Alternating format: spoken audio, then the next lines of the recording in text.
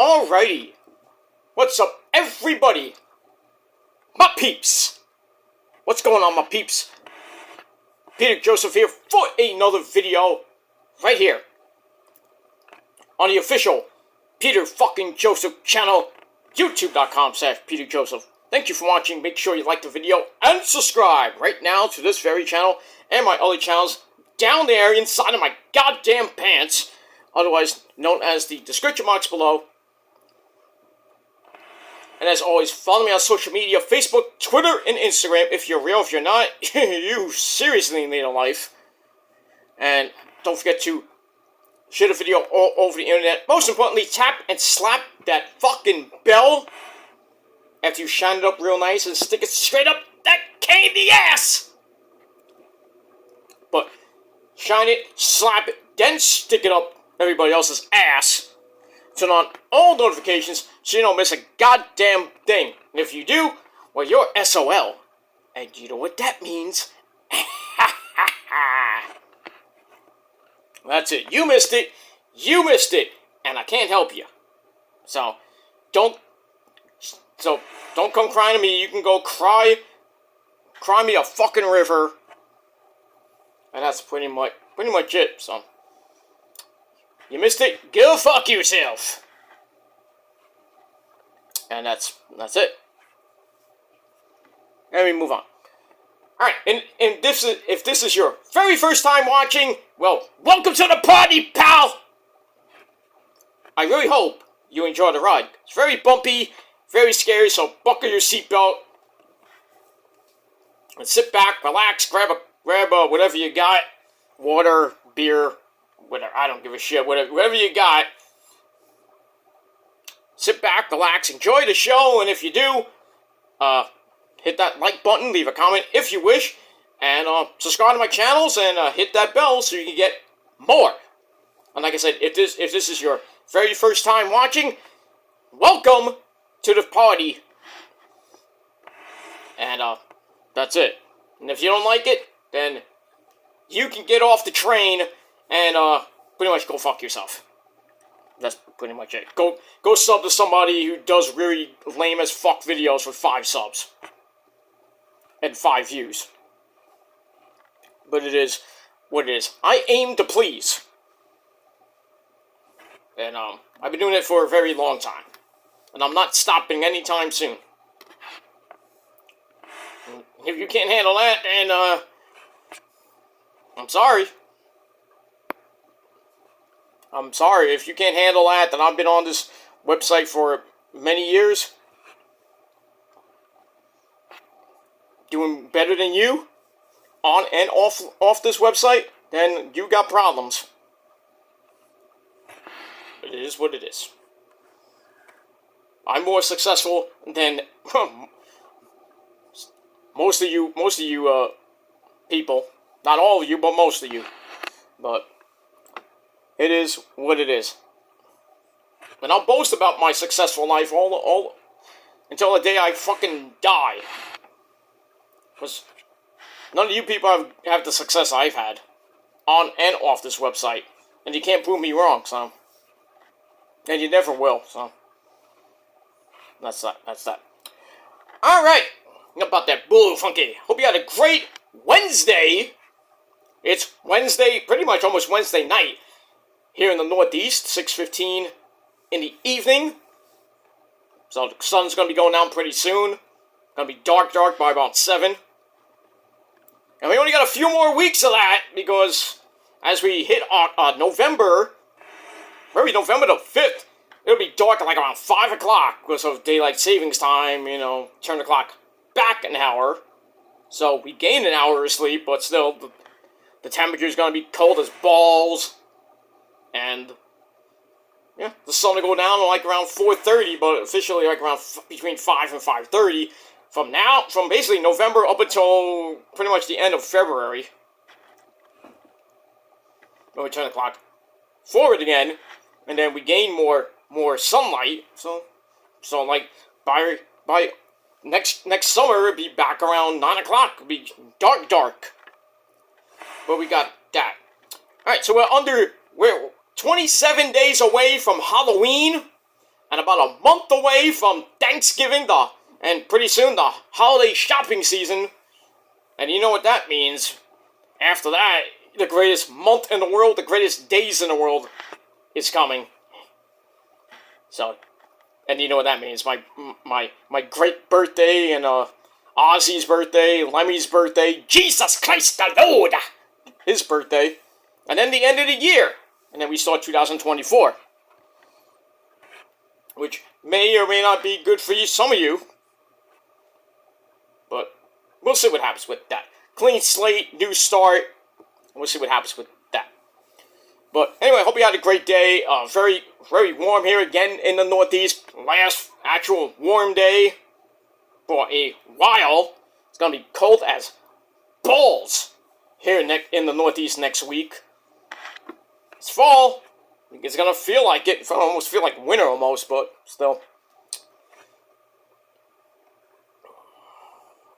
What are you going to do, guys? What are you going to do? Unless you're in California and Florida, you don't really depend. Well, certain parts of California, you're still going to get summer, basically around summer, spring-like weather in Arizona too. Florida,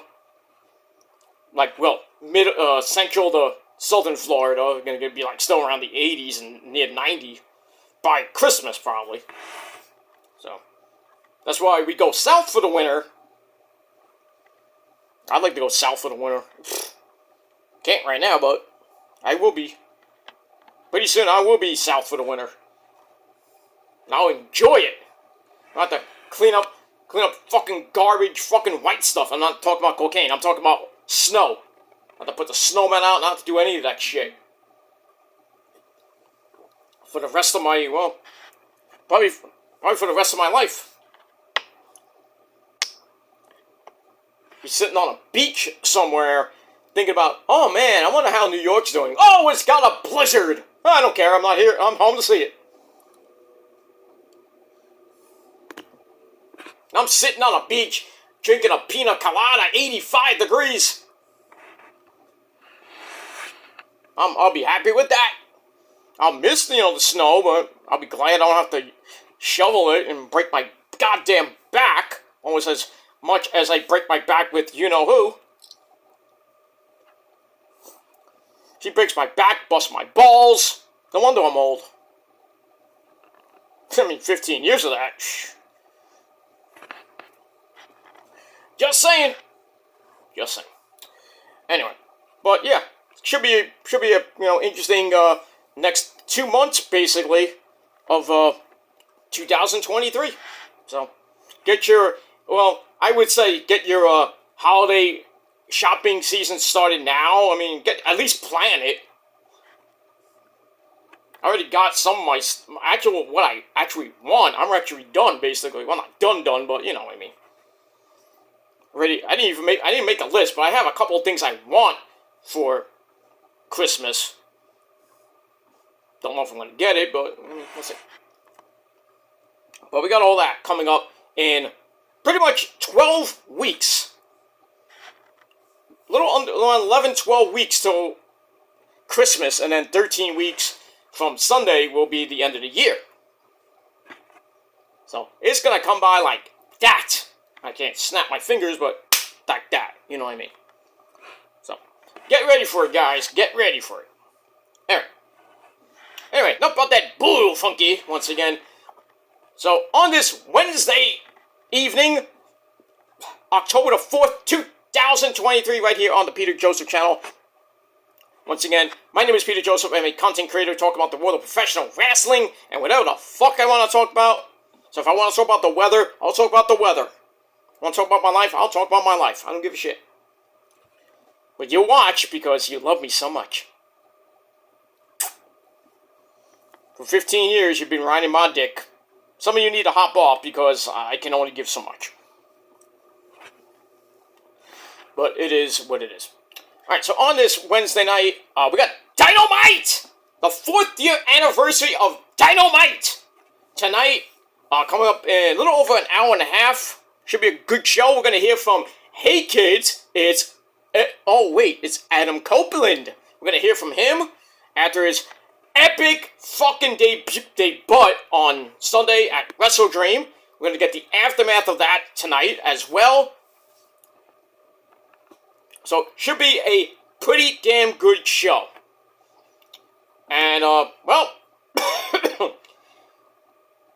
this is going to be a preview of Title Tuesday next Tuesday, not Wednesday, because of the playoffs. The stupid goddamn fucking baseball playoffs on TBS.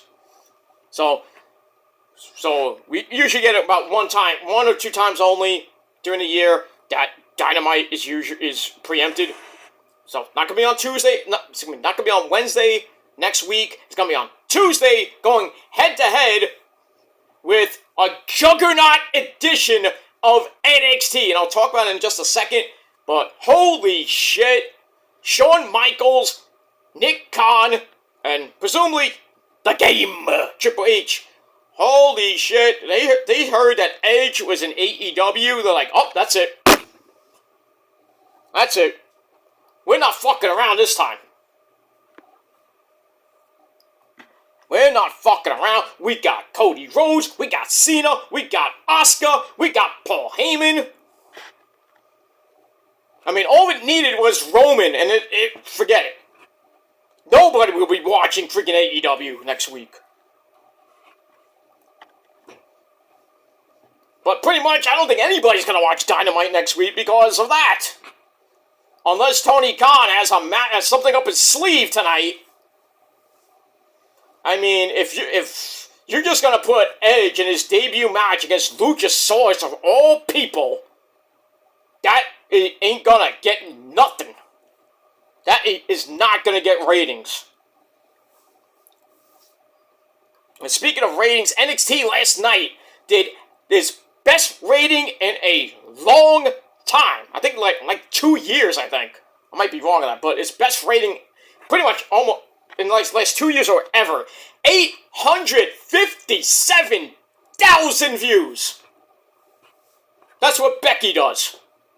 That's why we call it Beck XT. Because if Becky's on the show, you know that's going to pop a big rating. Now, with Cena, that's definitely getting over 1 million. If it doesn't get a million views next week, I don't know what to tell you. If Cena himself can't get 1 million views on a Tuesday night, I don't know. But Cody and Cena on the same goddamn show with most likely Mommy Rhea Ripley, Becky, Asuka, Heyman, 6 people basically. 5 or 6 people. That doesn't pop at least over 1 million. But it is what it is. But I'll tell you this right now. NXT's winning that war next week. I don't give a shit what Tony Khan somehow pulls out of his ass. I mean, I freaking tweeted him and I said, dude, if you really want to win this war next week, I would call Mercedes Moné. I would call Mandy Rose. I would call the National Guard. I would call Okada, Mr. Obari-san. I would call everybody I knew to pop a humongous rating. It's not gonna happen. It's not gonna happen. I think NXT next week is going to destroy AEW. I mean, destroy it. I would not be surprised if NXT gets like a 1.2 or higher, and freaking AEW barely gets 800, 900,000. If it does 800,000 plus, that is a slaughter. If NXT gets a 1.2 or higher. And they're gonna brag about it. Oh, we got 1.2. The WWE marks like, oh yeah, we beat AEW. Yeah, one time only a year. One time only a year you beat AEW. Because you had to bring fart knockers like fucking Cena and fucking Cody. To pop 1 million rating. That's sad. And then you gotta bring in Becky just for ratings. Becky's not going to be in NXT much longer, dude. So those ratings are going to go way down after next week. Well, maybe stay around. They'll go down next week. After next week, they'll go down because Becky probably won't. Well, I take that back because the 17th she'll probably be there. She's definitely gonna be on the first night of Halloween Havoc. I don't know why you're doing it 2 nights, but okay, I'll go with it. So the October the 24th and Halloween night, I think it'll pop some good ratings. Not a million, but I mean you have to see what they put out, but. Well, I just think next week they're going to pop their biggest rating ever. If I had to predict, like I said, I think they're going to get 1.2 million or higher. If they pop 2 million, that's crazy. That is just crazy. Because AEW ain't going to get 1 million, at least 1 million. They ain't going to get it. They're not even going to sniff 1 million. They'll come close, but they're not going to sniff 1 million. Next week. Then pretty much after that, they're back on cruise control.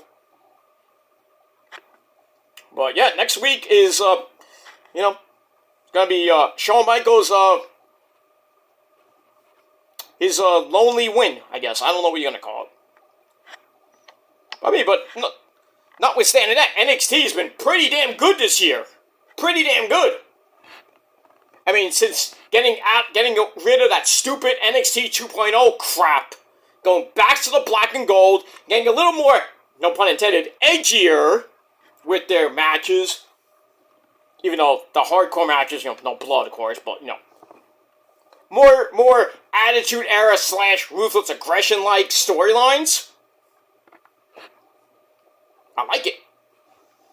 I mean, 857 last week isn't bad. That is great. For a brand that's been getting between was getting around 5 to about 6, maybe 700,000.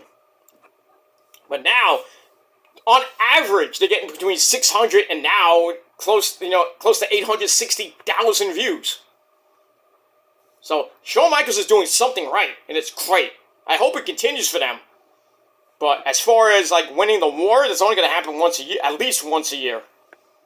Unless NXT gets off the USA Network, which may or may not happen, who knows. And they go to Wednesday nights and really destroy AEW from within. With the ratings, people from AEW coming back to WWE. I mean, Malachi Black might come back. I'm not Malachi. I think Buddy Matthews, Andrade might come back. I mean, there's rumors of Andrade going back. Wardlow might go to WWE. I mean, he should, because they're doing nothing with him. A lot of people that went to AEW to greener pastures, oh, no, grass ain't greener here. Let's go back. Let's go back and kiss Hunter's ass again.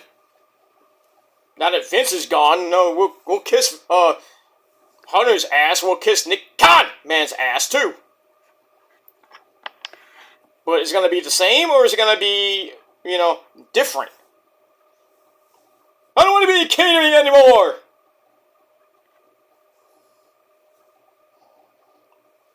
Well, man, we'll see, man.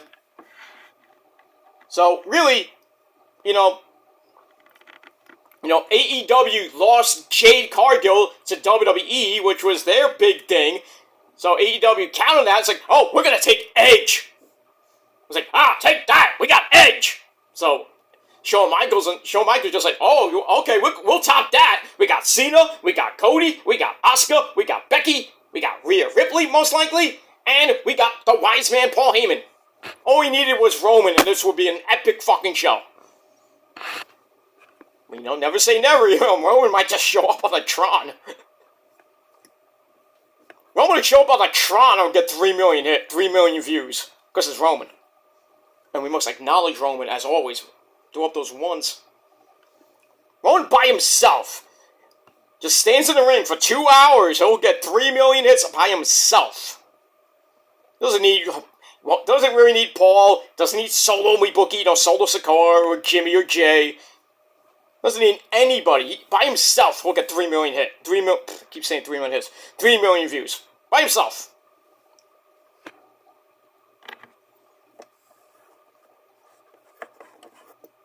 then you bring in Dwayne. That might pop 5 million, but fuck Dwayne. But pretty much that's it. But yeah, next week, this Tuesday, we're 6 days away from basically NXT's slaughter in the ratings against AEW. Not gonna be they think it's gonna be the biggest win ever. Yay, we beat AEW! Yay! NXT per se. Raw barely beats NXT. Raw barely beats NXT itself and barely beats AEW in the ratings. Barely. But you know, when it's football season, barely they'll beat AEW. But you know, after the Super Bowl, probably like really around Valentine's Day, which is like February 12th, 2024, Raw's ratings are gonna go pretty much a little bit back up because it's WrestleMania season, and then back down. You know, the ebbs and flows like a freaking roller coaster, wave, whatever you want to call it. That's Raw's ratings. They get hot around Royal Rumble time, cool down a little bit, get hot again by WrestleMania, then go back down during the summer, and then kind of creep back up around SummerSlam time, back down, and then kind of stay down until Royal Rumble the next following year. That's the way it is. And now that SmackDown is getting off Fox, you can say goodbye to those 2.5 million views. Pretty much. Now that it's going on Friday nights on the USA Network, starting in January, I believe, I don't think they're going to get 2 million hits on a Friday. On a network that's like, it's a shit network, the USA Network. It is shit. Fox, like, is global. USA is like garbage. I don't think SmackDown will get those ratings again. I doubt it, but I mean, with Roman on it, yeah, maybe close to 2 million, but or maybe a little bit over, little bit over 2 million, but not on a major network like Fox was. That's why I was hoping that ABC would pick it up on a Friday night. I mean, you could have Friday Night SmackDown from 8 to 10, and then from 10 to 11 you have 2020 or some other programming until your local news, which you can't put on Saturday. You think anybody's going to watch SmackDown on a Saturday unless it's like the freaking World Series, which is going to be happening by the end of the month? That's going to be fun. SmackDown against Collision. That 1 week, at least 1 week.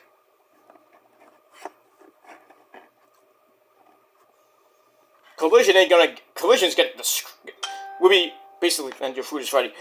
Collision is going to be pretty much done.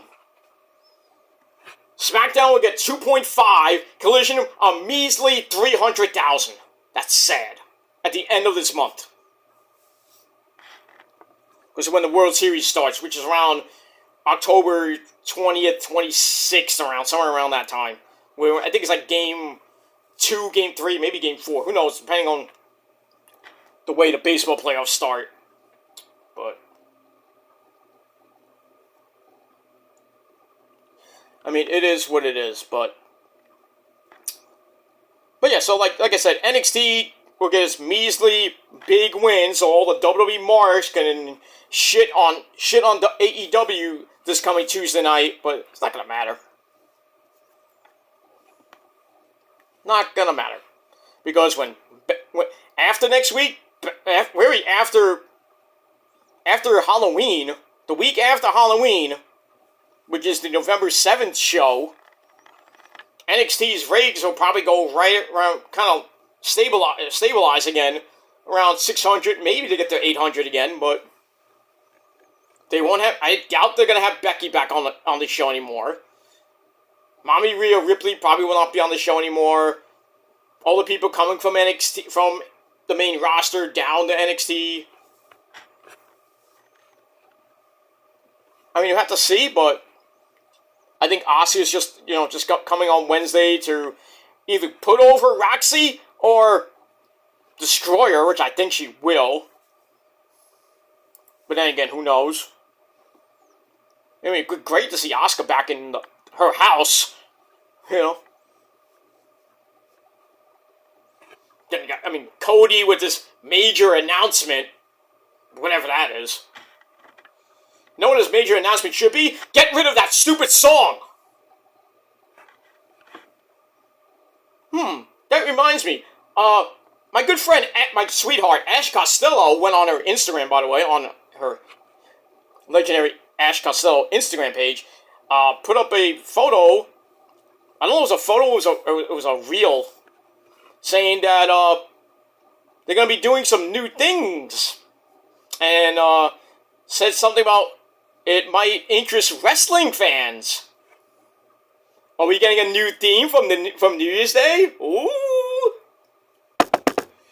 I can't wait. It's not gonna be Rhea Ripley. I wish it was, but no offense to my good buddy Chris Motionless, who sings the "Demon in Your Dreams" from Mommy Rhea Ripley. I mean, who could possibly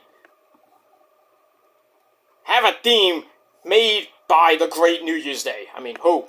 Who? Should be me. But I mean, it's New Year's Day, so you got a lot of choices. I doubt Baron Corbin, but Corbin loves that metal. That's why he got dumped by Maria Brink a few years ago. Sucks to be you, dude. Sucks to be you. But in any case, there's a lot of people that needs a new theme song. And I think it might be an NXT person that might get it, but we'll have to see. But I don't know who it is. I just know from Ash Costello's Instagram page that New Year's Day is doing a new wrestling theme. Now, I don't know who. I don't know. I don't even know it's WWE. To be honest with you, I don't even know it's WWE. It might be AEW. Maybe it's Edge. No, not be Edge. It won't be Edge. Just kidding. You think Edge would change his theme song from Metalingus to New Year's Day? Something from New Year's Day? I don't think so. I don't think so, but I wouldn't be surprised if it's somebody from NXT. Maybe it's Brian Pillman Jr. Maybe. As soon as I find out, I'll let you guys know. Or we'll find out together. But, if you follow New Year's Day like I do religiously, Rhea Ripley's NXT theme and her main roster theme was My Brutality! By the great Ash Costello on New Year's Day. Why do you think they did it at WrestleMania 37? Should have done it at 36 without the stupid pandemic. That was nice, but now they did it at 37. What are you gonna do? But yeah, New Year's Day with a new wrestling theme coming out. Get ready for that. And they have the new single out called Vampire. That's a good song. It is a banger. In This Moment has a new single out. The cover of Bjork, Army of Me, another banger. And their album comes out in 23 days, my friends. Oh, yes. And I already have it. I'm not showing you it because I downloaded it. I am getting the physical copy pretty soon, but... because I like to get the physical copy, too. But I download my albums for free now. Pays to have Spotify. So, I already downloaded In This Moment's new record. I downloaded Conquer Divide, my sweethearts and Conquer Divide. Got them. There's rumblings from my good friend, my good friends in Burn the Skies. They're doing a part 2 to their EP Anomaly. It's gonna be an actual album now called Anomaly, I think. But I'm actually working with them pretty soon. I can't wait for that, man. I got so much stuff going on, it is not funny. I am a busy motherfucker. I'm not lying. No cap. I am actually really busy. For the next 2 months, I'm basically busy. Concerts galore. Concerts coming up. Indie shows going into December. It's just, I'm crazy. It is crazy the amount of stuff that is coming up. I'm gonna go to, most of this year is basically booked. Next year, not so much. I'm hoping next year I can go to a few shows, but, I mean, I already got my tickets to In This Moment later next month. I got a big show coming up later this month with a Metallica freaking tribute band that I'm doing audio work, and I'm doing loading and unloading of the equipment. I wish I was doing guitar tech, but I'm not doing that. I never was even asked.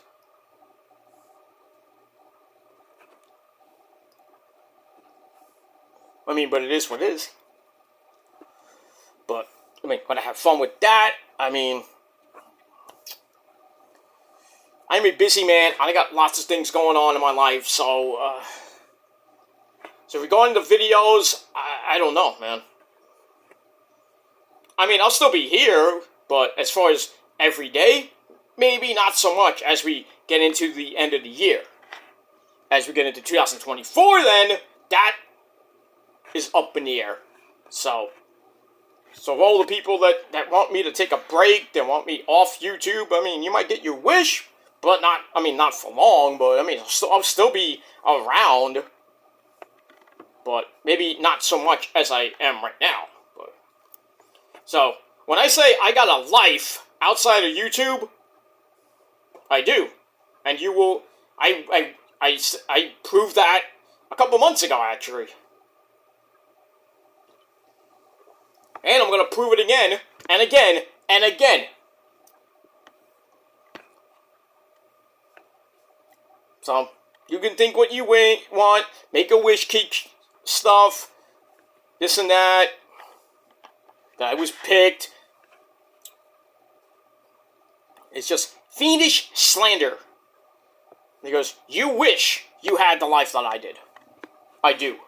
You wish, but you don't. Because all your life is fucking YouTube. Some of you have no jobs, and if you do, you don't focus on it. I focus on my job. I'm not on here 24/7, 365. And I'm not going to show watch analytics or anything like that. So, you can call me a pussy, but I get a lot of it.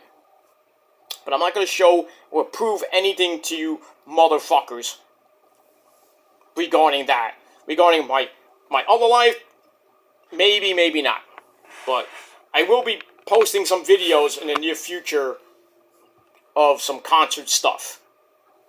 Not the big stuff, not the In This Moment stuff. I can't because that's copyright. I mean, I could do it. I might get a copyright claim. I just don't want to get a copyright strike. So I'm gonna pick and choose what I can do, what I can't do. But certain stuff I will be putting on my Metal Guide channel in the near future with some good stuff. I mean, I might do some concert reviews. I might show some stuff. Like I said, like I did in July with those 4 videos I did. Even though it's really 3 before. It's 4, but 3 because one is like 2 are partial, and this is really 2 songs that are in full cover songs and stuff like that. But me at my job. Well, not me at my job. Me doing my job. That's what I do. Make the money you wish you had, because you can't do what I do. Simple as that. Alright, I talk way more than enough about that. So, but I just needed to let people know about what's coming in the next few months. I could have just done a regular video, but it is what it is. Alright, let me finish this up because we got. It's late. It's hot. First of all, it's hot. Well, not now. It's 71 degrees on it says on my computer 71. Hot as fuck in my house. So that's why I got the air conditioner cranking. Or is it just me? I don't know.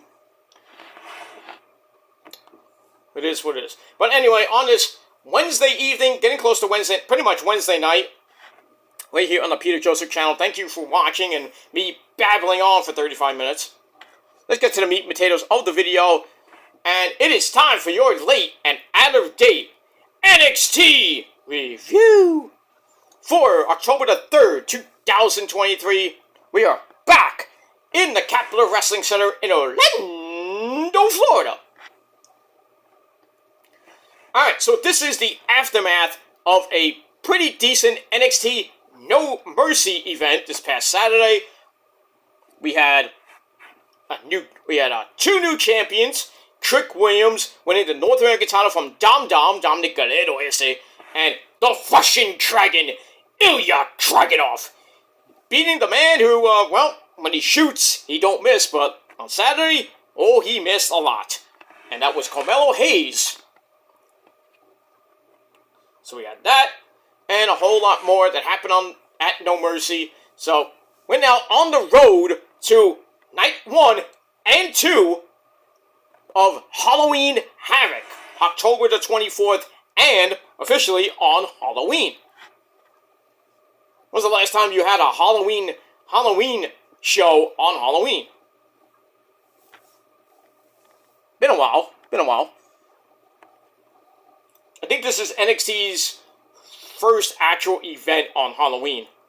And I think I could be wrong on this. The first time that Halloween Havoc, the event, has actually been on Halloween. Because in the past, it's been around Halloween, like the weekend of Halloween, like the 25th to 29th maybe. But night 2 will be officially on Halloween. There you go. I like it. Alright, so we're going to start the road to that.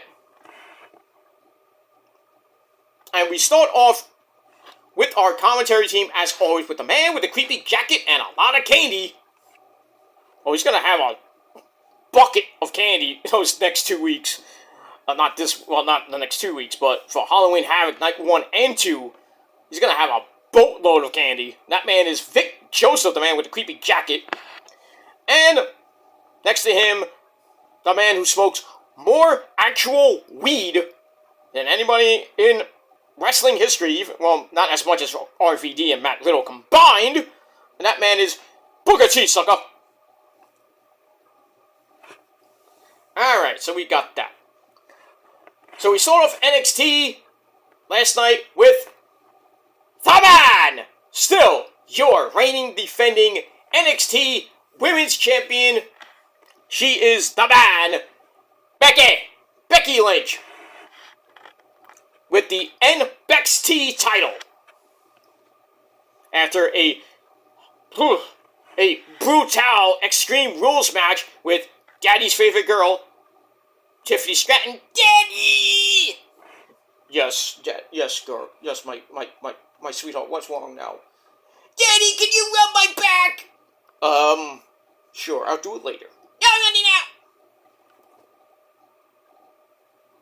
now. I'll do it later. I'll do it in a minute. I'll get the Asper cream. Yeah, Tiffany Stratton got the shit beat out of her. Ugh. I think she needs a massage. But not from Marcel Barthel. She needs it from a real man who gives good massages. I mean, Ask Rosa. That's me. I got the magic touch. I digress. Anyway, so Becky comes out, arm no longer in a sling, as we saw on Monday Night Raw, when she was talking to Tegan Nox, supposed to have a match with Tegan Nox on Raw Monday night, but they canceled that because Becky, with her gruesome injury, I mean, she got like a big fucking cut. You see like half the muscle, like, ugh. Disgusting. She was in a sling, so they had to cancel the match until a later date. We still don't know when that is. And now Tegan kind of is forming a friendship with Natalya. I don't get that. But we got that, so Becky no longer in a sling. Damn, that was quick. Get rid of that sling, huh? I'm gonna show up with a sling to just to get out of the match. Anyway, so she comes out, crowd's going nuts. She's like, the man has come back to NXT. Blah blah blah. And she says, well, me and Tiffany beat the ever-loving piss out of each other. And I'm still not medically cleared to compete. But I will be cleared on night 1 of Halloween Havoc, October the 24th. Now, she's like, I know I have a match. I have a roadblock with Tegan Nox first. So she's about to kind of continue talking about that. I thought that match that might have been the match from October the 24th. But it's not. But then we get the music of the Irish lassie, Lyra Valkyria. Oh, Caliente. Yes. She comes out looking great. Talks about Becky making her NXT debut in 2014. Remember when Becky debuted? She was just like this weird, this girl with red hair, green tights. She was like basically green, as we would say in the ring. But then she kind of reinvented herself a little bit.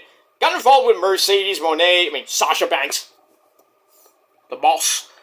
And then she would come out with her goggles and go wild with her hair.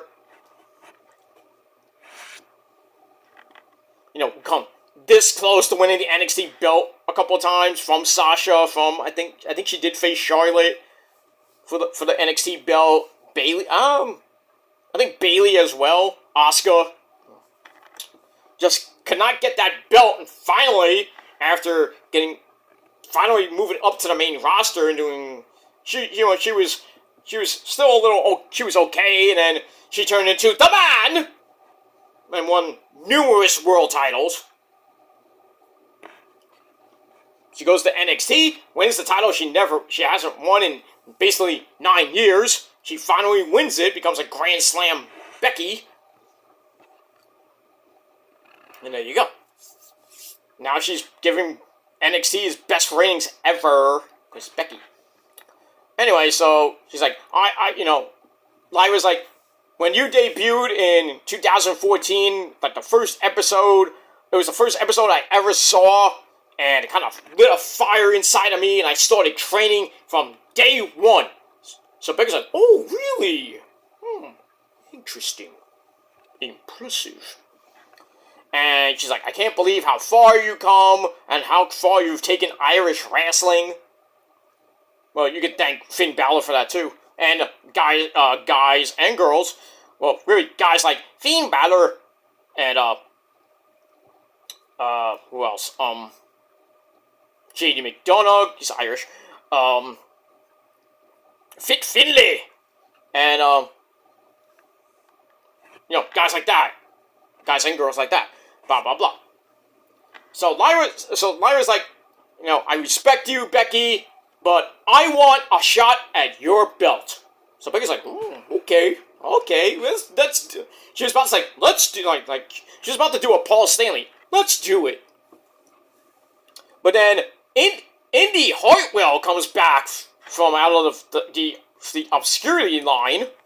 Indy Hartwell, she comes back to NXT, gets in the ring, crowd's like, yeah, Indy!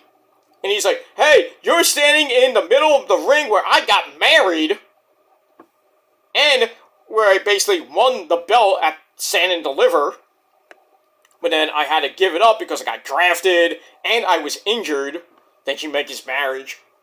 So I'm like, yeah, where's Dexter? Where's your sexy Dexty lately, there, Indy Hartwell? Oh, that's right, you and him have been banging and catering, right? Oh, that's right. Pretty much. Dexter's been basically working out and working that ass, if you know what I mean.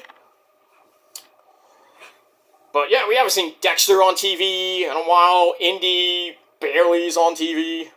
But now she's back in NXT and says, hey, I want a shot at the belt I really never lost. So Becky's like, okay. And then the revolving door continues with Roxanne Perez. And then she comes out talking, and Becky's like, "Oh, come on!" I hate when that happens, when we get segments with like 6,000 people coming down to the ring with a mic. So I always say, are we going to talk or are we going to wrestle? What's going on here? I didn't come to hear 25 minutes of fucking talking here. I mean, I'll sit for an hour of great wrestling, but, you know, like an Iron Man match, I would sit for an hour for that. But I would not sit for 25 straight minutes of fucking talking. I'm like, come on. Unless it's like Roman or somebody else, like Kevin Steen, but, you know, Adam Cole, baby. But, you know, just certain indie shows I go to, I'm like, it goes on and on and on. I'm like, all right, let me set the timer. What time is it now? 9:15. 9:45. We're still talking! And we're supposed to have a main event match coming up. We got 3 more matches. Come on. Come on. So anyway, Roxy comes out and says, "Hey, I want a title shot too." So Becky's like, "Alright, so since you 3 lovely ladies want a shot at my belt, how about we do a triple threat match and the winner faces me on night 1 of Halloween Havoc." Problem solved. Alright, so we got Indy Hartwell versus Roxy versus Lyra Valkyria a little bit later on for a shot at Becky and her NXT Women's Championship at night 1 of Halloween Havoc. So I gave all that 3 out of 5 stars. And we move on. Alright, then we get a look at the NXT Women's Breakout Tournament. And we get the brackets. We got Kaylani Jordan taking on Izzy Dame. That match was actually last night. We got the lovely Ariana Grace, you know, chanting Stacks, Lorenzo's hot as fuck girlfriend. That's Santino Marella's daughter. She's going to be taking on the lovely Jakara Jackson. Respectfully. Man, I'd love to be that lollipop. She can suck on more than my lollipop, if you know what I mean. But anyway, move on. Carmen Petrovic, takes on Jada Parker. Got that. And in the, on the right side of the bracket, that's the right side of the bracket, Carmen Petrovic and Jada Parker. And then we got Danny Palmer, my girl, Danny Palmer, taking on one hot piece of Puerto Rican ace. And that's Lola Vice. That's probably my winner right there. Her or Jakarta Jackson has to be the finals. I mean, they're in a different bracket. That has to be the finals. If not, I would say Lola Vice, maybe Kaylani Jordan. But, I mean, we have to see. But that's what I think. I think the finals are going to be Lola Vice versus Jakarta Jackson. And either one of them wins, I will be happy. But my overall pick is Lola Vice.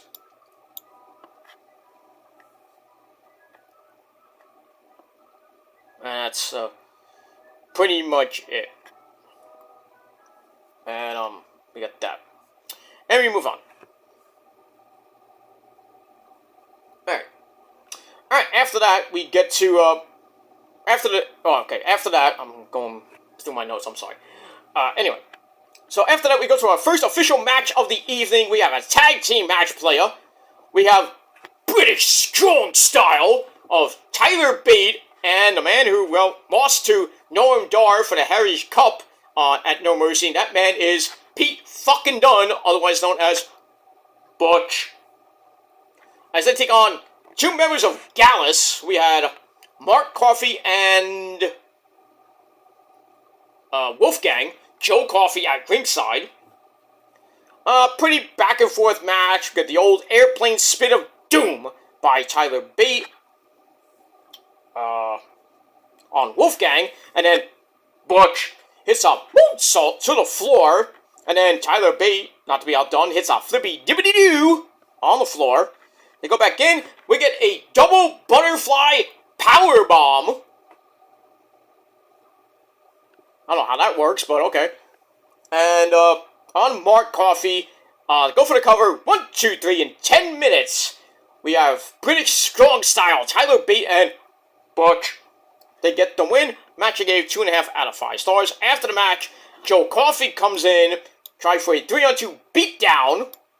But then Ridge Holland comes in and, well, he makes the save, but he looked like, this, no offense to Ridge Holland, but dude, you need some fucking seasoning.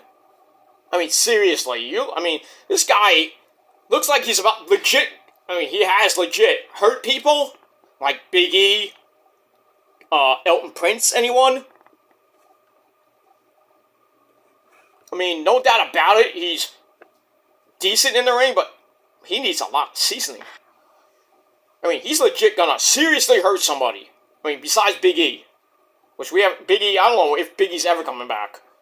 I hope he does, but, with neck surgery and neck fusion, we've seen it with Edge, we've seen it with Kurt Angle, we've seen it with Paige, we've seen it with Bryan Danielson.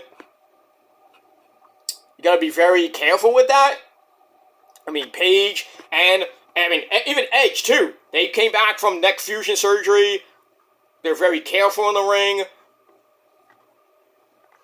But still, guys like Big E, I don't know. I'm hoping by next year. I wouldn't be surprised if he's number 30 at the Rumble.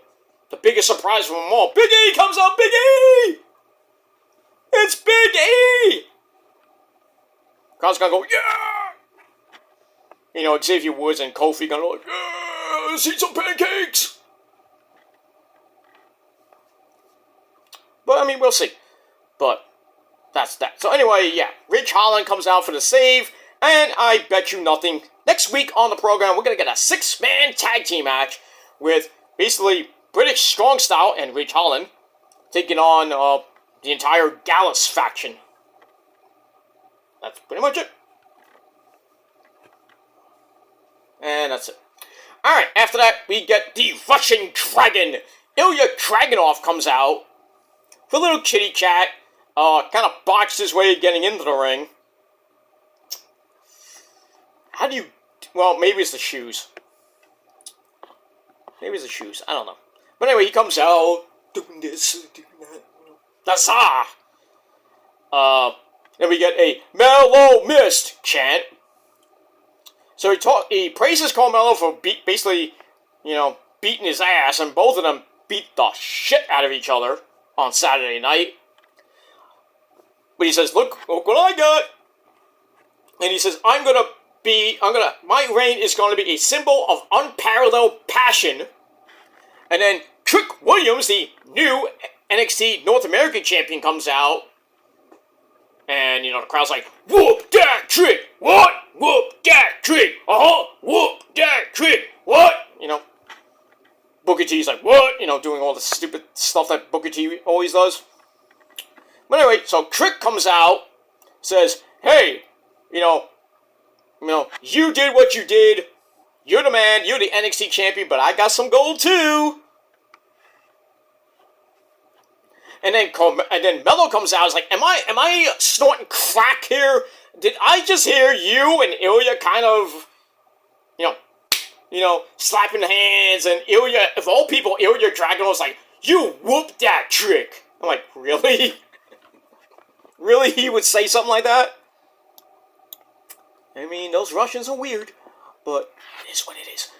Anyway, so he's like, it's like, am I hearing things? Blah, blah, blah. He talks about his history with Trick. We've been here since day one. You know how we run NXT. And he's like, holding the belt and defending the belt are two different things. And then Trick's like, oh, you don't think I can be dumb? You don't think I can do this? And he's like, no, that's not what I meant. That's not what I meant. And then Dragunov's like, well, what did you mean? And he's like, well, this is between you and him, so I'm gonna ABC my way out of this. I'm out. Basically saying, fuck this shit, I'm out, He's out. And then Trick and Mello continue their conversation. And basically, Mello's like, you have to focus on Dom Dom and keep your title. And on cue, Dom Dom comes out. Dominic Galero ese. He comes out and basically says, you might have won on your own, but, I got my family here, And then Trick's like, oh, you can't do anything without Mommy's help. And then Dom's like, don't bring up Mommy's name. I'm a man. I'm old man. Some shit like that. I bet you are. Anyway. And then Dom says, you're 6'4", 240. Why are you still in Mello's shadow? And then Carmelo's like, you know what? You know how Judgment Day roll, but I'm going to be in your corner tonight. Well, I'll be in your corner to have your back like I always do. And then Trick's like, all right, good. But then he's like, no, I'm going to do this myself. Bad decision. But we move on with that. Alright, so anyway, I gave that segment 3 out of 5 stars. And we'll see what happens in the main event between Trick Williams and Dom Dom. That's it. Alright, then we go to the triple threat match to see who faces Becky at night 1 of Halloween Havoc for the NXT Women's Championship. Becky on commentary. So we have Indy Hartwell against Roxy against Lyra Valkyria. Pretty decent match. Roxy goes up top, but then Kiana James comes out for some odd reason. Pulls Roxy to the floor right in front of Becky. Becky just gets up, kicks Kiana James right in the face. And it's a triple threat match. There's no DQ, so it's legal. So that leads to Lyra Valkyria hitting that top rope splash on Indy Hartwell. 1, 2, 3 in just under 12 minutes. Lyra Valkyria, the lassie from Ireland, will face her friend and also an Irish lassie from Ireland. That is Becky. At Halloween Havoc, night 1. So we got the Battle of Ireland, Lyra Valkyria against Becky for the NXT Women's Championship. Should be good, and we'll see what happens with that. So I gave this match 3 out of 5 stars. After the match, Tegan Nox comes out, and she is pissed. He's like, it's my shot! Can you say maybe a triple threat match? Unless they do it on Raw this Monday night, we'll see.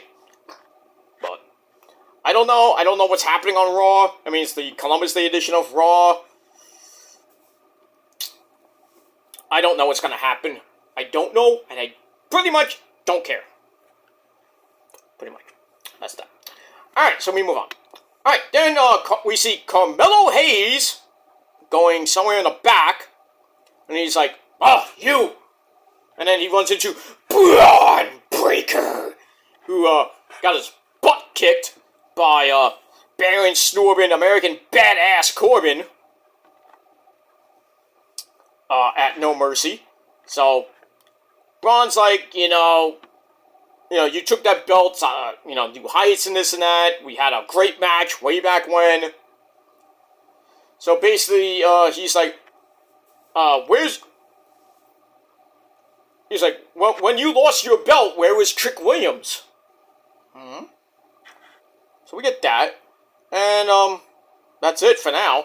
Later on, we do find out that, we're gonna run it back again from Stand and Deliver, Carmelo Hayes and Braun Breaker in a one-on-one match. But somebody is going to be in Carmelo's corner. And later on, we find out Braun Breaker will have somebody in his corner. So, look at that. And we move on. Alright, then we go to the back where we see Ilya Dragunov getting his side plates for his belt. Why didn't you get that 3 days earlier? But anyway, he gets the belt, his side plates, and then Baron Corbin comes in and reminds him that I beat you a little while ago, so I deserve a title shot. Man, I felt like NXT last night. Felt like Oprah. Everybody's getting title shots. You get a title shot, you get a title shot. Even you get a title shot. You all get title shots. Yay! You get a card, you get a card. So we'll see what happens with that. I mean, I really don't want to see Ilya Dragunov. His first defense of the belt. He has to face boring, snoring Corbin. Yeah.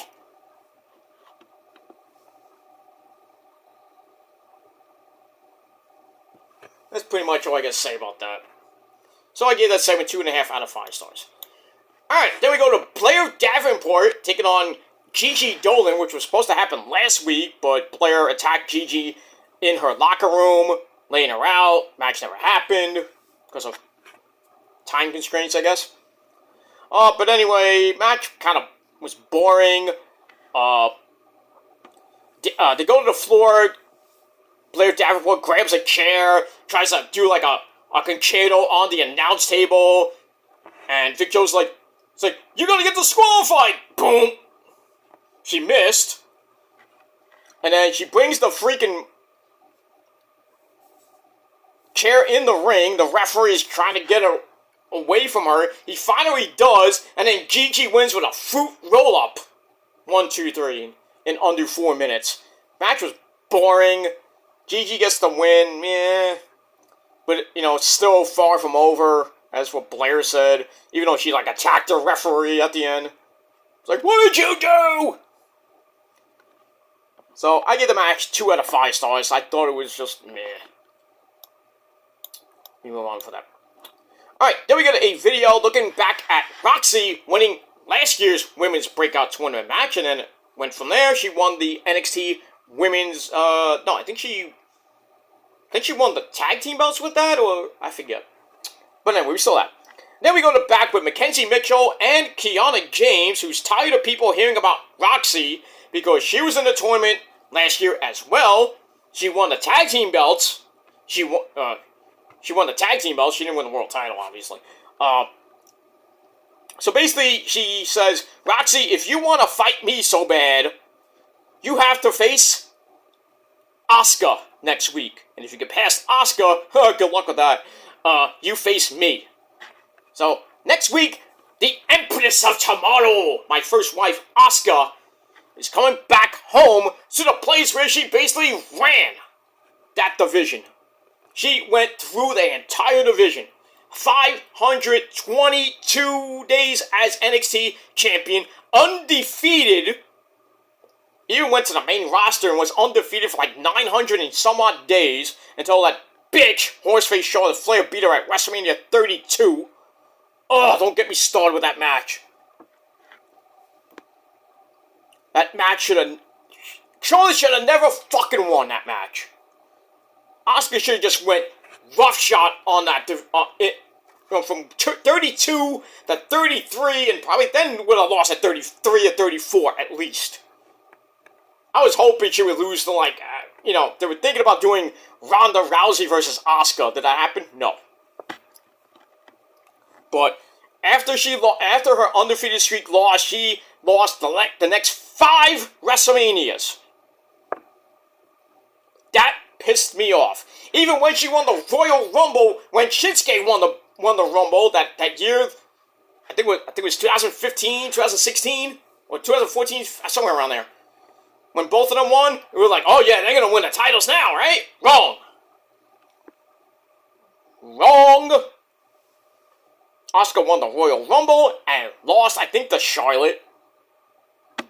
I forgot who she lost to, and then Shinsuke started that stupid feud with AJ. He should have won it at WrestleMania.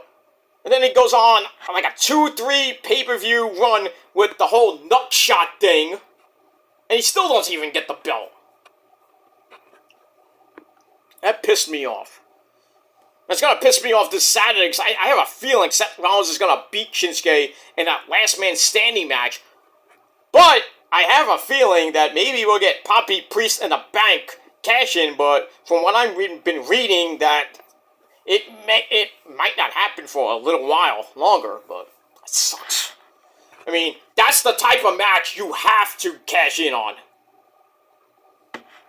But WWE wants to be dicks like they usually are, like, oh, we're not going to let them cash in then. I'm like, fuck that shit, I'm going to cash in. I don't give a shit what the storyline says.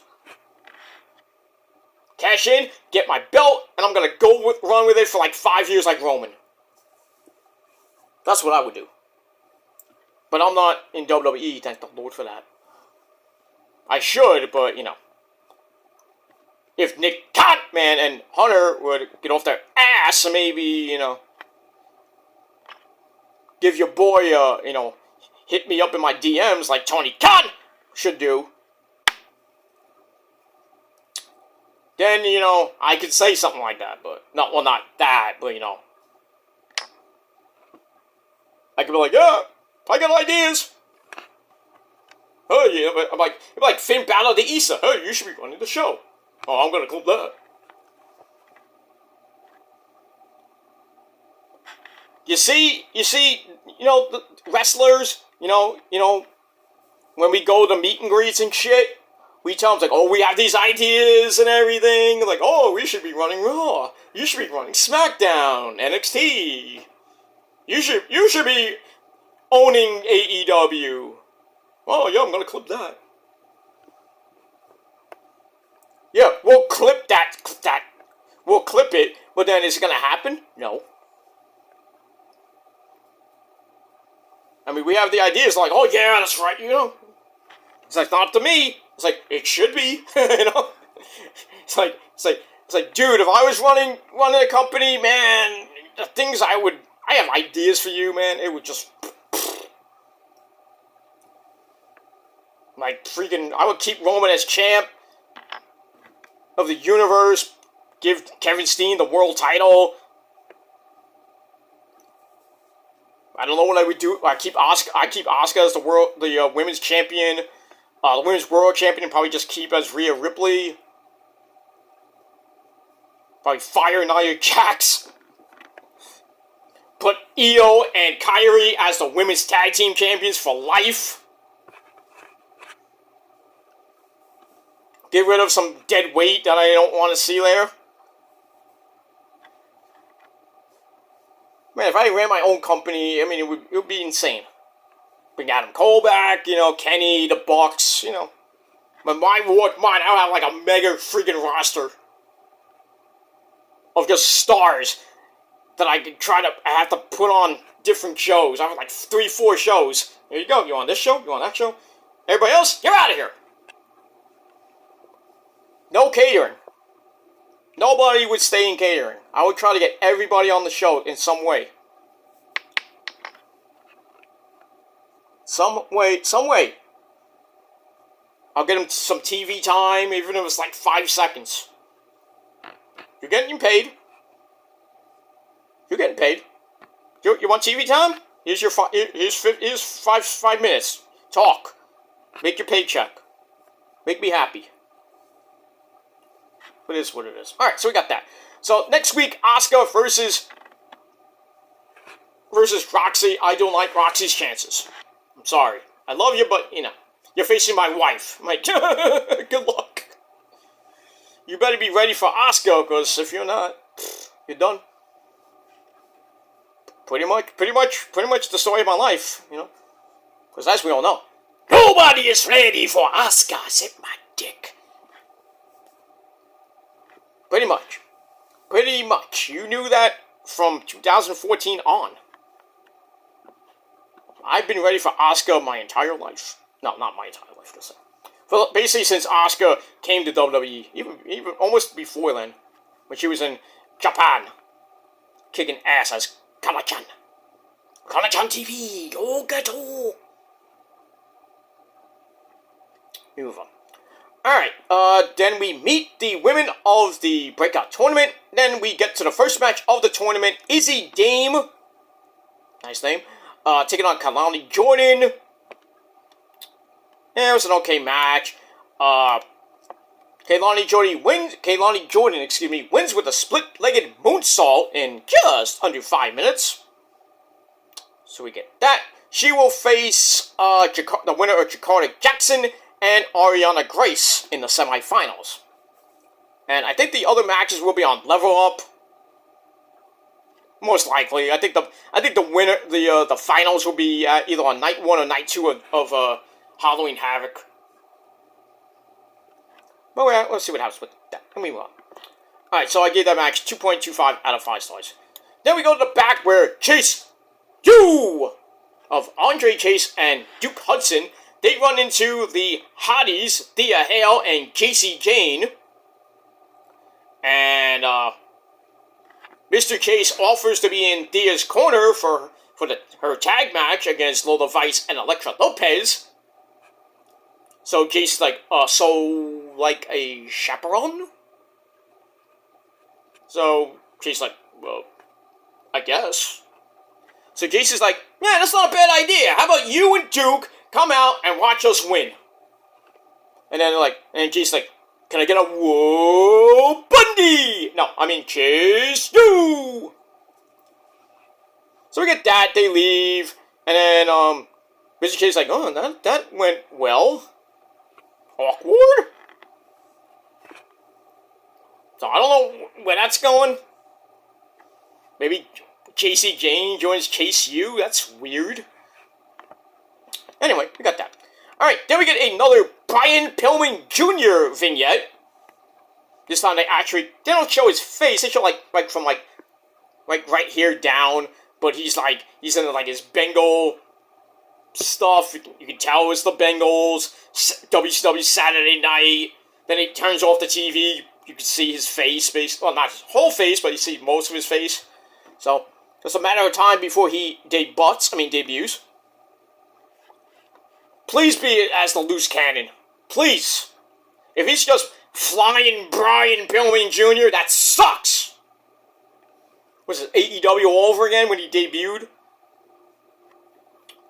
Even when he was in MLW, it was just Brian Pillman. Then he was in the Varsity Blondes with Griff Garrison and Julia Hart. How did that end? And basically, he was on... Sometimes would be on Dynamite, sometimes would be on Rampage. But most of the time, rarely would get a match on Dark or Elevation. Bleh. Then basically he got released because the Varsity Blondes broke up. Griff Garrison got hurt, so Brian Pillman was lost in the shuffle. Julia Hart turned heel. Now he's with the House of Black, so what are you going to do with Brian Pillman? So now he goes to NXT. I think they're promoting him well. The vignettes have been pretty good. How they're going to use him, I don't know. I mean, but he's going, he's kind of going in his father's footsteps, except for he didn't go to ECW because there is no ECW.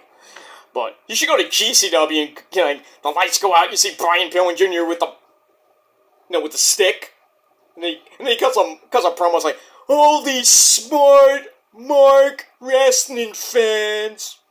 Then he whips out his dick and tries to piss in the ring.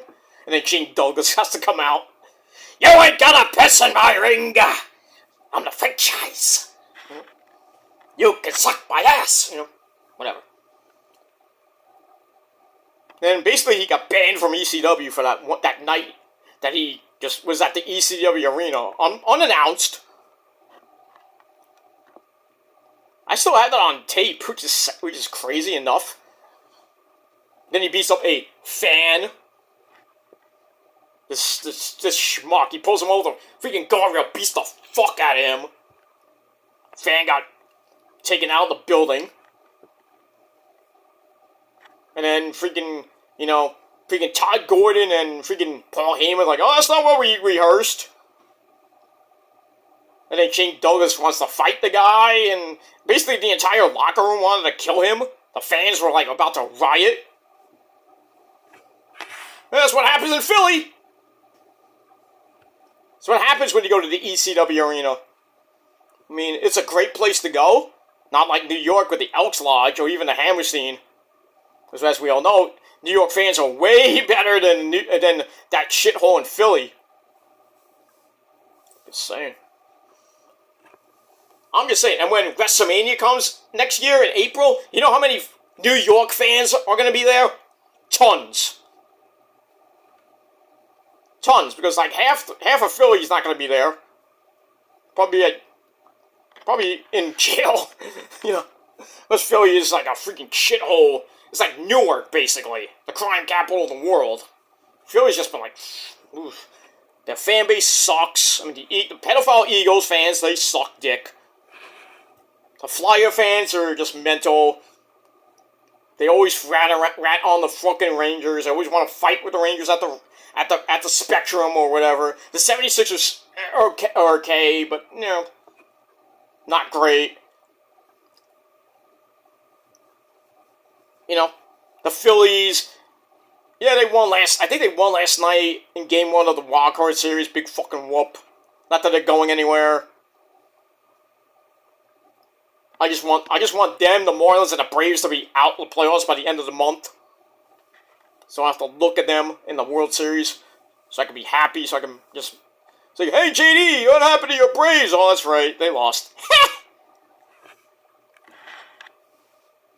That rented title they won in 2019. And basically, 2 gifted NL East titles. 2. So, you can thank the Mets later. That's that. Anyway. Alright, so we got that. So we got Brian Pillman Jr.'s, I think this is his 3rd vignette. Basically the same thing, but this time we actually see a little bit more of him. He's in I think he was in like a Bengals, like, shirt. Bengal shirt, whatever. Not a Bengals shirt, you know what I mean. But we're going to see him pretty soon in that mighty ring when we move on. So I give that 3 out of 5 stars. Alright, then we go to Thea Hale and JC Jane with Chase U at ringside, taking on the Boricuas, Lola Vice and Alexa Lopez. Yes. Quickie match, 4-minute match. JC Jane was getting beat up. Just a hot tag to Thea Hale, who basically comes in and, locks in a Kimura lock on Alexa Lopez after she hit the ring post. Ow. She comes in off the hot tag, Kimura lock, tap out, bing bang boom, good night. So they get the win. Match I gave 2.25 out of 5 stars, and I don't know what's happening with this, and I don't care. That's that. Alright, then we have Carmelo Hayes, I guess he's leaving the building. He's in the dreaded parking lot. And the cameraman asked him about, about Trick Williams and, losing his belt, losing his belt, losing his belt. So, Carmelo requested a match with Bron Breakker next week. And then he's like, I just got off the phone with a good friend of mine, and that man is going to be in my corner next week, and that is John Cena. So you know that Shawn Michaels is basically desperate for ratings right now. You have to bring in Cena for ratings. I mean, you got Becky, 857,000 views. You really want to give it to Tony Khan, huh? Bang! In the nuts. Or as Mike Bennett would say, punch him in the wiener. Man, at this rate, NXT is going to be punching AEW in the wiener repeatedly next week. Cena, Cody, Asuka, most likely Becky, most likely Rhea Ripley, Heyman. I mean, all it really would do to really put AEW down in its misery was just get Roman. But you never say never. But we will move on from that. Alright, I gotta finish this up because we've got a half hour to go before Dynamite, and I will be doing my Dynamite review after later on tonight. I haven't done my Raw review. I would do that. I'll try to do it tomorrow because I got so much to do tomorrow. I got errands to run. So I'm going to do Raw tomorrow night, and I'm going to try to get Ring of Honor done on Friday, along with SmackDown, and then I'm going to do Rampage, and then I'm going to do Fastlane predictions, and then Fastlane review, and then this coming Sunday, I will be doing Collision, and that's it. So the reviews are going to be coming just at different times because I'm pretty tired from work and watching so much wrestling and being with you-know-who. I can't do videos all the time, so that's why I'm not on here 24/7, 365 like people think I am. And people want watch analytics. I ain't showing you shit. So deal with it. Seriously, deal with it. And if you can't, then you got a problem. You need to see a therapist or see something. See a psychiatrist, ask him for help. It's like, I got a problem. What's your problem? Oh, this guy's on YouTube. So, YouTube every day. So? Why are you so worried about that? You're worried about your goddamn self. Because you're going mental. The way it is. Alright, we got that. Alright, so we got John Cena next week. We got Cody Rhodes with a major announcement. Whatever that is, I don't know, and I don't personally care. And Cody could be tag team champions by next week with Jey Uso. I hope not. I seriously hope not. I hope Finn and Priest beat them on Saturday. I really do.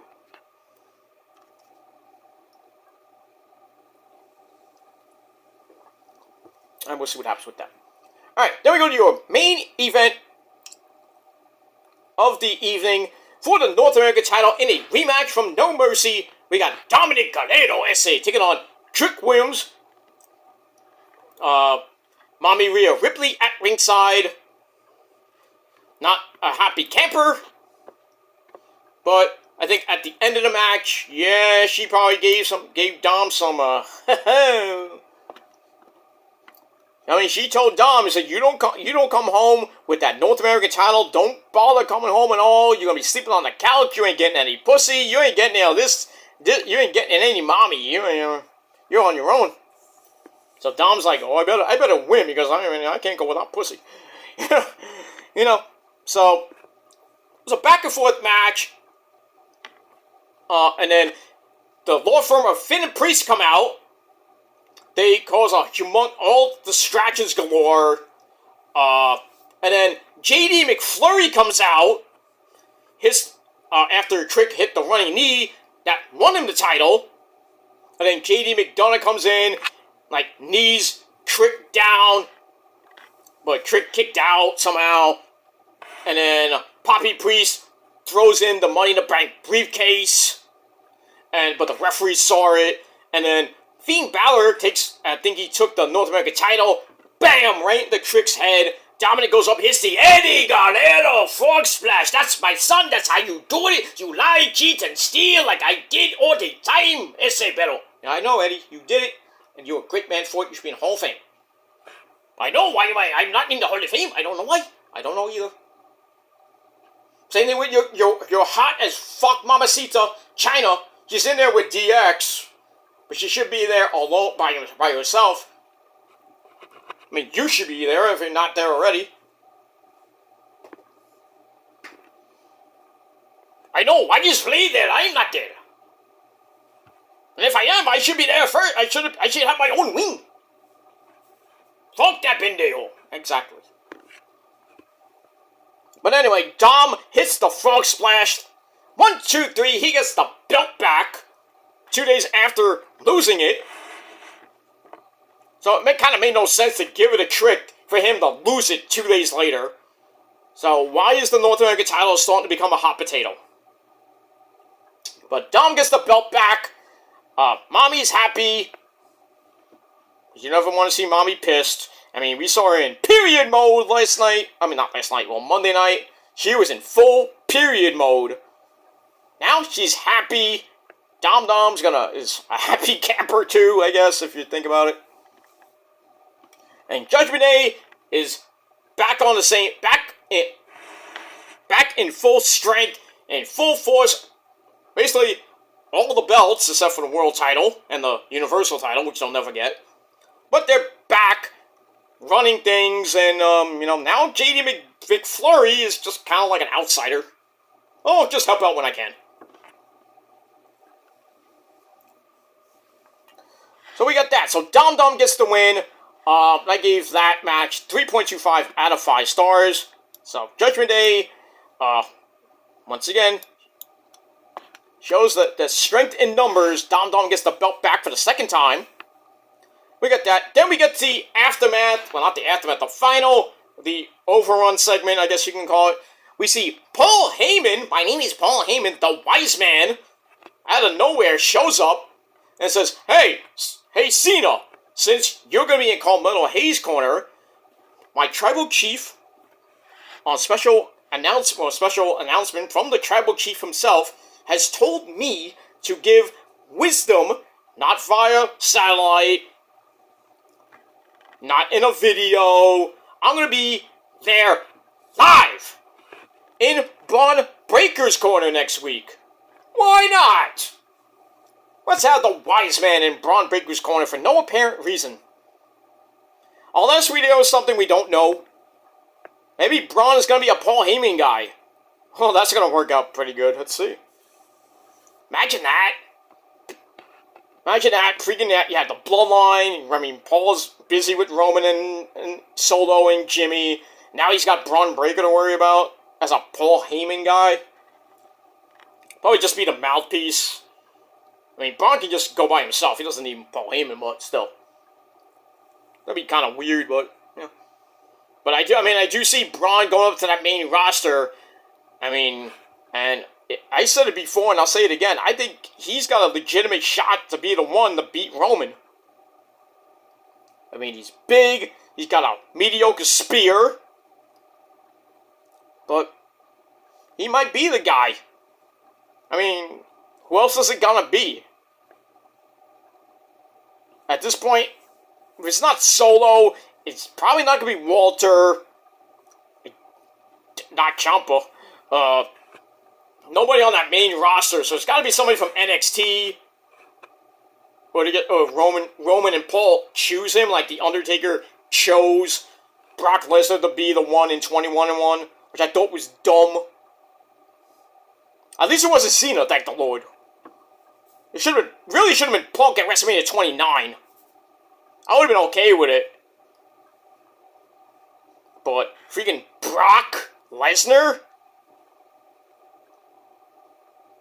But like I said, at least it wasn't Cena. At least it wasn't Cena. I was maybe thinking it was gonna be Triple H. I thought it was gonna be maybe HBK. You know, the two great matches they had. The same thing with, well, really the one good match that him and Hunter had, which was the Hell in a Cell match, the end of an era match. Because I hated the one I think it was at 17 or 18. I didn't really like that match at all, even though it went into the crowd and Hunter got fucked up. I think it was 17. I didn't like that one. And then it took like a long time for them to have another match. It was a great Hell in a Cell match, though, but I mean, the first HBK match was great. I think that was the one where I think it was the one where Shawn came out with that white robe and looked like the Undertaker in white, like he was like Jesus or God or something like that. Oh, I shouldn't say God. Oh, God. Vincent Shane versus Shawn Michaels and God! Oh, one of the worst fucking things I ever in WWE history. There's been so many, but that one takes the cake. Freaking Vince, freaking doing a fucking sermon, talking like, and then he does something with the holy water. Like, what are you doing? I mean, I know you're Satan, but come on.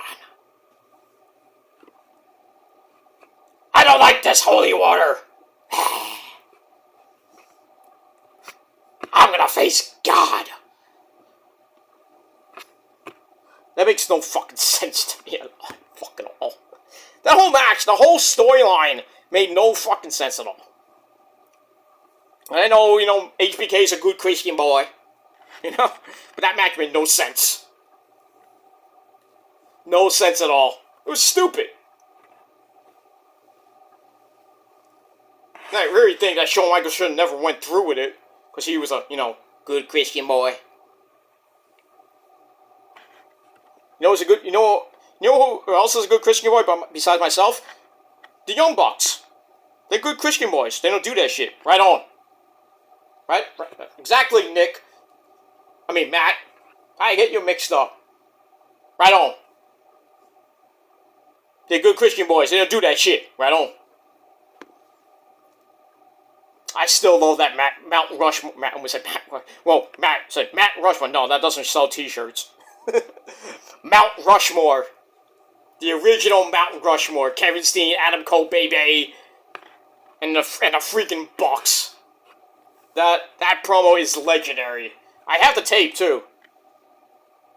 I have the actual tape of the night that they formed, and I have the other ones, the after ones, where they were teaming and everything. Great stuff. PWG DVDs. I have. It's on a Kevin Steen DVD, the Ring of Honor stuff. It's actually on there too. I don't think it's on the Bucks DVD. The many Bucks DVD.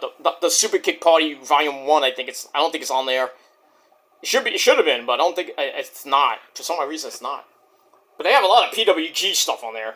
Look.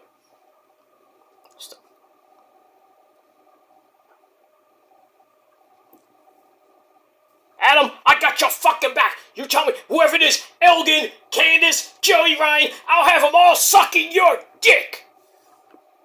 Not these guys, because they're good Christian boys. They don't do that shit. Right on. That promo is epic. I don't care what anybody says. I mean, Kevin Steen has had a lot of epic fucking promos. That promo was great.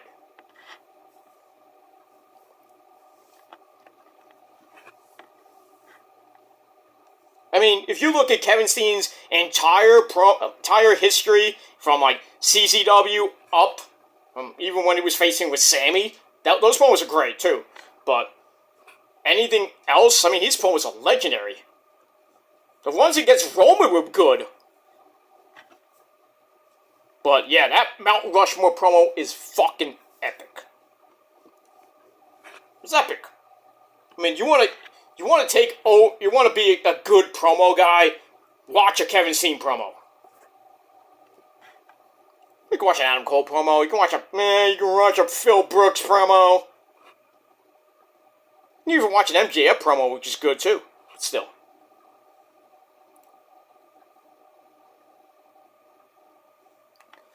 But still, Kevin Steen is like, not even say he's God, but, in his own mind he is, but his promos are just great. Comes from the heart, passion. That's what I love about promos. I mean, I don't want to hear generic, boring as fuck promos like Cody Rhodes promos. Basically the same fucking shit. Same thing with Cena. Same fucking generic, boring, missionary style promos. I mean, Roman will tell you himself. I can't stand that. Same fucking shit. Every goddamn promo, every goddamn week, whatever it is. I mean, but when you hear like guys like Kevin Steen, Adam Cole, MJF, even FTR, the Bucks don't do boring as fuck promos. Even Kenny. That's why AEW. When you watch AEW, the promos, most of the male promos, some of the women too. I'm not gonna diss the women because they have good promos too. But when you watch AEW, even Impact has had great promos lately. And some WWE, some basic Romans. Yeah, I'm biased. Romans promos are just legendary. Everything else sucks. Except for LA Knight. I'm sorry, Eli. That's an insult. That's a fact of life. But everything else, it's just, doesn't have soul, doesn't have fire. I'm like, I'm gonna come out there, I'm gonna kick your ass! Alright, same fucking generic promo. I want to hear, like, somebody curse. I want to hear somebody tell them, like, oh, you wasted 20 years of your career basically sucking dick. Mooching up to Vince McMahon. You won 16 titles. You know why you did that? Kissing and sucking Vince McMahon's cock. John Cena. Shoved down our throats like a fucking, like a whore would do to a big cock, Just rammed down our throats with 12, 15 years. It's boring. Your promos are boring. They're missionary style position promos every single time you fucking talk. You boring. You're monotonous. I can't stand you. I want you out of my life. That's why I'm going to beat the living shit out of you and do something and save professional wrestling, the sport of professional wrestling. I am going to save it by getting rid of you. And then whatever Cena says back to me, I'm like, I don't care. No, I would say what I gotta say to fans, like, standing ovation, whatever it is, and then Cena talks. I'm like, boring! Boring! You know? I'm like, I would say my thing, and I'm like, if you're gonna rebut to that, you're wasting your time. I'll just drop the mic and leave. I'm like, it's like, yeah, top that. Throw the mic away and get out. I would have nothing else to say the next week. I'm like, I don't want to repeat myself. Like, what else do I gotta say? Next week I come, you gotta do another promo. What am I supposed to say? It's the same fucking thing? It's the same fucking thing. I'm not gonna say it. I was like, oh, he said this last week. He said this on Twitter. I'm like, who gives a shit? It's the same fucking thing. Like some of the things that people say about me on freaking YouTube. Same fucking shit.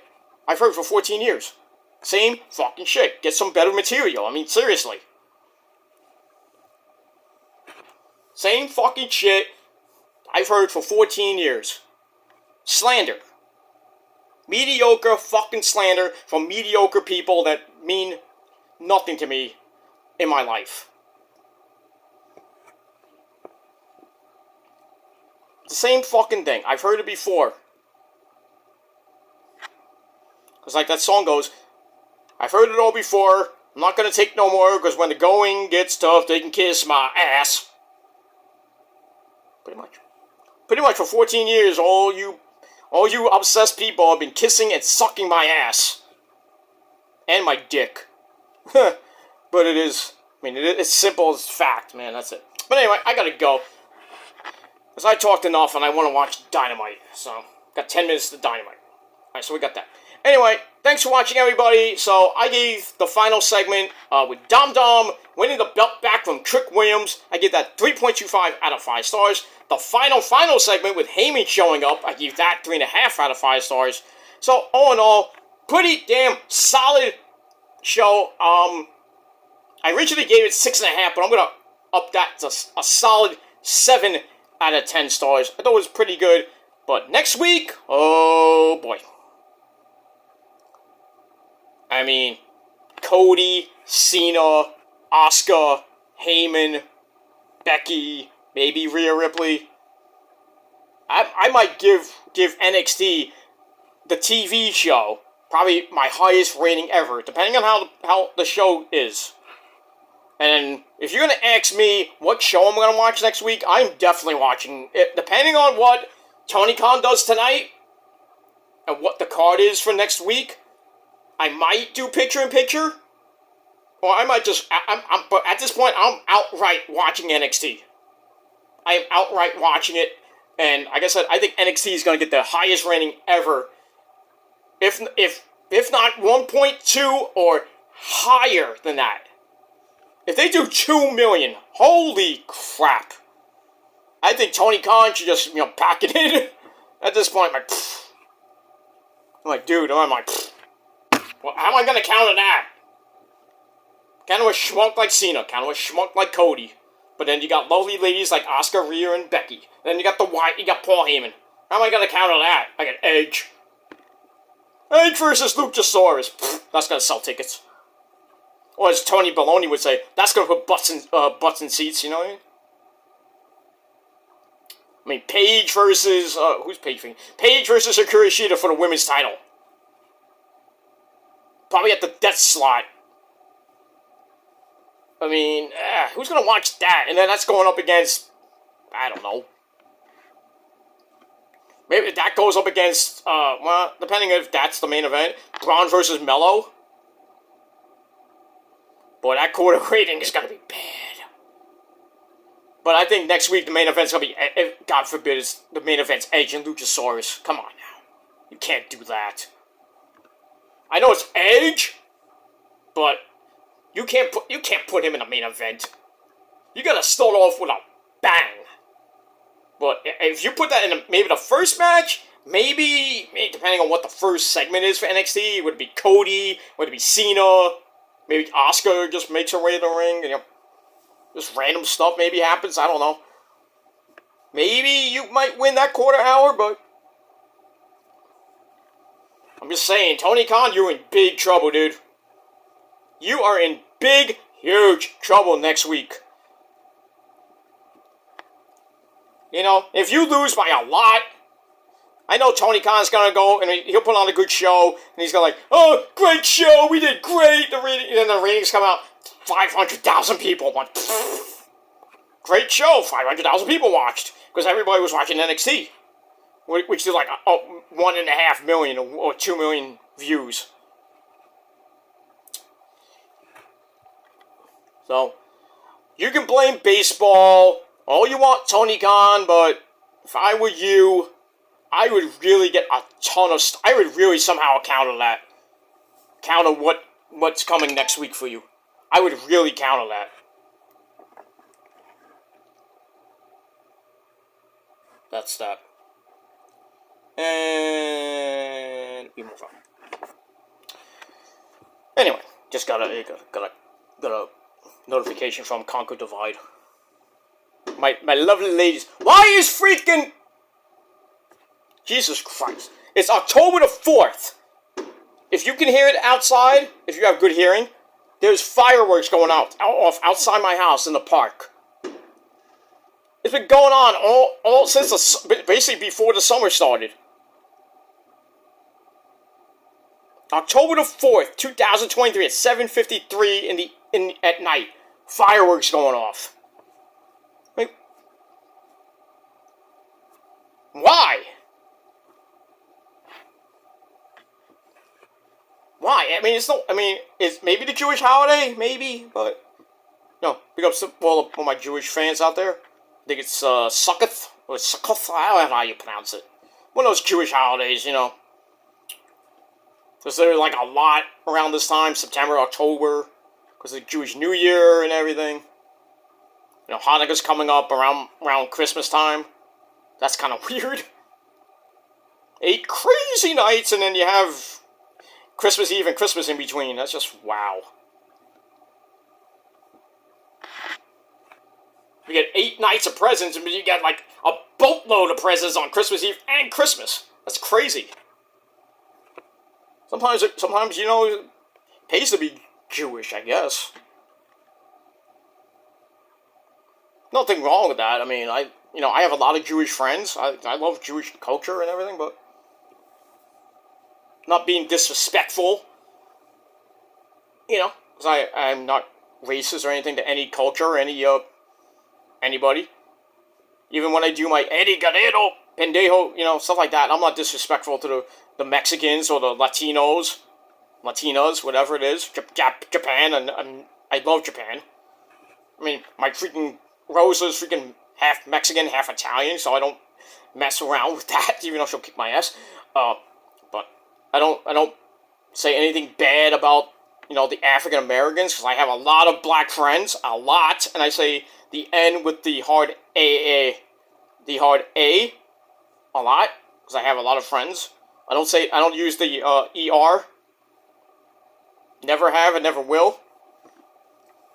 So, you can claim I'm racist and say and everything, but I'm not. But it is what it is. Anyway, that's pretty much it. But I lost my train of thought. I gotta go. Really, I'm gonna go. Thanks for watching, everybody. 7 out of 10 stars for NXT. Leave me your thoughts and opinions down below in the comments section.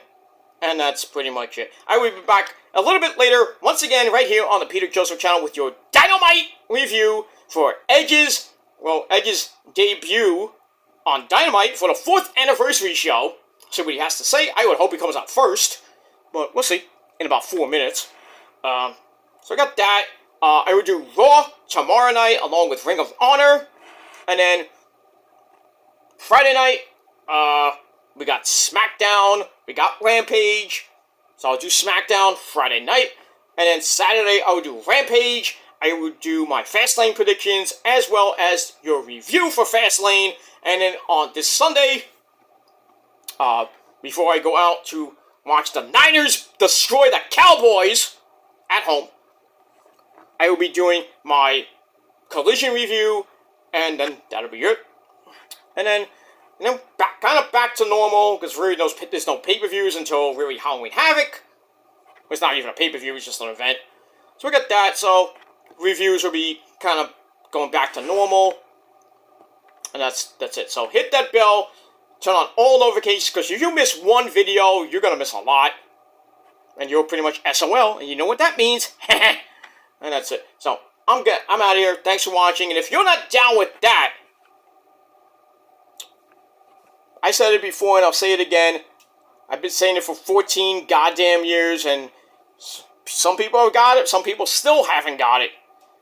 But if you're not down with that, me and a whole ton of people, my friends, will tell you the greatest 3 words in the history of YouTube and the history of the sport of professional wrestling. And in life itself. Because if you're not down with me and everybody else, you're SOL, and we got 3 words for you. Fuck you, man! That's it. Go fuck yourselves. And until next time, peace.